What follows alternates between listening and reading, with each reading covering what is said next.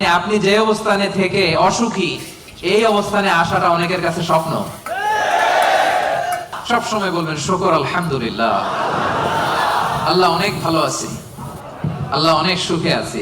শুকর গুজার হবেন, কমপ্লেন করবেন না এইটা নাই ওইটা নাই। কিন্তু কত কিছু যে আল্লাহ দিয়েছে ওইটা লিস্ট করলে লিখেও শেষ করতে পারবো না, ঠিক কিনা?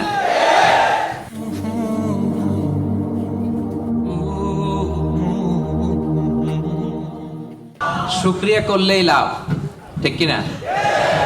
শুকরিয়া করলে নেয়ামত বাড়ায় দেয় কে? না শুকরি করলে শাস্তি দেয় কে? আল্লাহ বলেন লা ইন শাকারতুম লা আযীদান্নাকুম, যদি নেয়ামতের শুকরিয়া করো আমি আল্লাহ নেয়ামত আরো বাড়ায় দিব। বেতন 2000 রিঙ্গিট, এটারে 3000 বানায় দিতে পারে কে? পারে না উনি? ওনার ধনভাণ্ডারে কমতি আছে?